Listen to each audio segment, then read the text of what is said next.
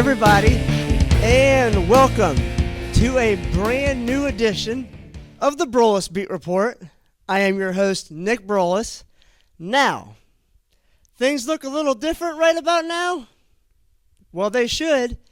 If any of you watched the last edition of the Broulis Beat Report, I told you that there was a possibility within the next week or two that I'd be changing some things up. Well, as you can see behind me, I got a new layout, and I'm in an actual studio for once. So I'm a little nervous, I'm a little out of place, but you know what? It's great. I'm moving up the ranks, so to speak, as they would like to say in the real world, and I'm just really happy to have this opportunity thanks to Mr. Eric Williams, Mr. Tillman, and Cassidy. All of them have helped me get this show to where it's at right now. I'm really happy to be here, and I'm glad that you are watching, whether it's on your smartphone, you're watching it on a tablet, your desktop, whatever it may be. I'm glad that you're watching. So without further ado, let's get the show started. Of course, every edition of the Broulis Beat Report is brought to you by Cafe 80s. If you're a person that loves 80s music or know someone that does love 80s music, you need to check out thecafe80s.net or find them on Facebook simply by typing in The Cafe 80s, or you really need to download the Bands in Town app if you haven't already done so, and you can follow Cafe 80s. And what's nice about having that app and following Cafe 80s is that you can actually get alerts sent to your phone letting them know when they're going to be at a venue close to you. So I highly encourage it. I try to get out to every Cafe 80s show, unless it's a private show, that is. But if you love 80s music, you'll definitely want to check out a Cafe 80s show. Well, this is obviously a strictly opinionated format, and I have to start with it's probably the hottest topic right now, definitely in Northeast Ohio, other than what the Browns are obviously going to be doing in the draft in late April. But I had to talk about the situation that is revolving around LeBron James and the Cleveland Cavaliers. Now, the Cavaliers have not done so well since the month of January has rolled around. Now, I know that there's a lot of people that are out there that are freaking out right now and saying, what's going on with the Cavs? Why are they losing these games? Da-da-da-da-da-da-da. Then, of course, you had LeBron come out, I believe it was earlier this week, to certain beat reporters that he actually trusts. And he's, saying how he feels like the organization is not as committed to winning another championship as what he is. And, he's not so much throwing the players under the bus, but he's saying, hey, we need a backup point guard badly. I personally also say we need a real true center, but that's my opinion. And what else can you say? I mean, this is how I view it.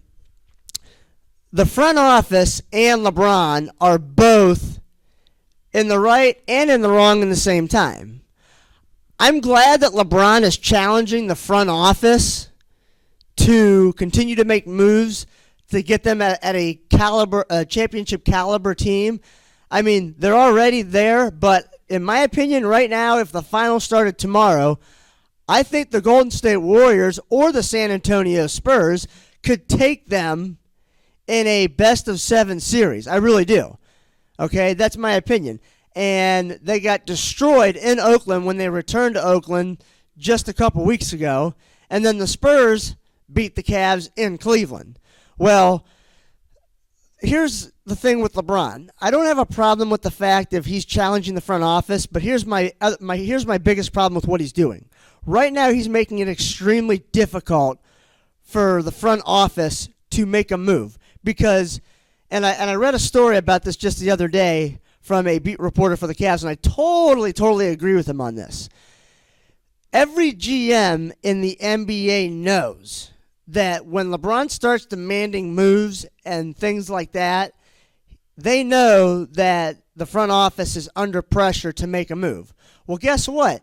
Then all the other GMs know that, okay, shoot, the Cavaliers, they're going to have to make a move because LeBron's demanding it, and they're going to do what he tells them to do. So in return, it's making it harder on front office people to call up other GMs and say, hey, we like this, we like one of your backup point guards. And they're like, okay, well, wait a minute. I know that you have to make a move in order to make LeBron happy. So therefore, I can ask you for more. And the Cavs don't have a lot of assets right now to be giving away. So I think they both have their points, but I think LeBron, if he could go about it in a different way, would be a smarter idea for him to do. So with that being said, I'm not worried about the Cavs, and I really don't think there's another team in the East unless the Toronto Raptors can trade for a third scorer right now. I really don't think there's any other team in the NBA that can challenge the Cavaliers in the East. So therefore, they are still my pick to go to the NBA Finals. And whether it's the Golden State Warriors, the San Antonio Spurs, heck, it might even be the Houston Rockets or the Los Angeles Clippers. I don't know, but that's right now what it's looking like in the NBA. Now, as it pertains to the Cleveland Browns real quick, yes, the draft will be here before you know it. Here's my opinion on the first overall pick.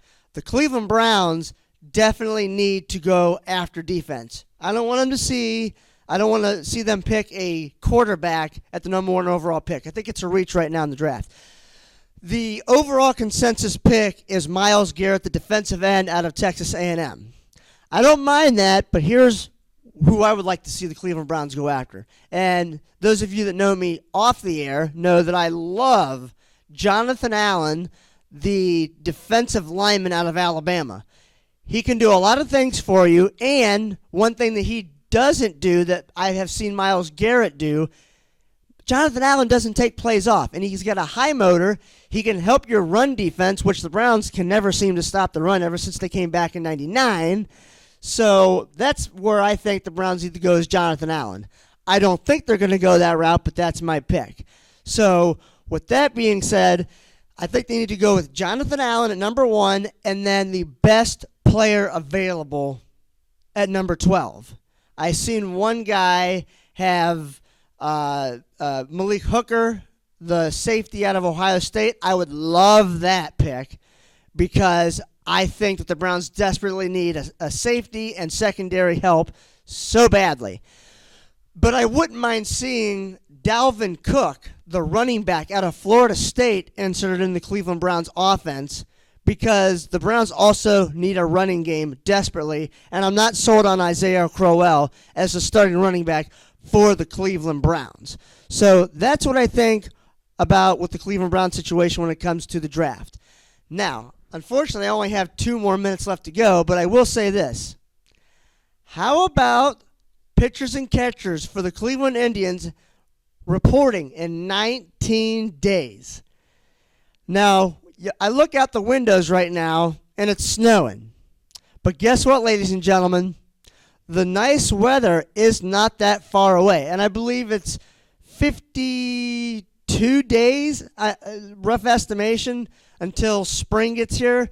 I have countdowns at home for those of you that are curious. I have a Broulis Big Board 1 and a Broulis Big Board 2 at home. It helps me keep track of important countdowns that I need to remember. So that's kind of giving you the idea that the nice weather's here. And in case you have not heard, the Cleveland Indians will be hosting the 2019 Major League Baseball All-Star Game. How cool is that? The last time they held that event was 1997. And guess what? This is the 6th time that Cleveland gets to host the Major League Baseball All-Star Game. It's the most by any club in Major League Baseball history. So that is definitely a big deal for the city of Cleveland. And I know that the Cleveland Cavaliers are trying to get the NBA All-Star Game in town somewhere between 2019 and 2021. Now, with that being said, I do have to finish the show by letting you all know that I have teamed up with a sports nutrition company called Swole Sports. Check them out at swolesports.com. If you're looking to achieve some fitness goals in the year of 2017, this year, then you need to check out swolesports.com. They got a lot of supplements that can help you reach your goals for 2017, whether it be weight loss or muscle building. Well, that does it for this edition of the Broulis Beat Report. My name is Nick Broulis. Thank you for joining me.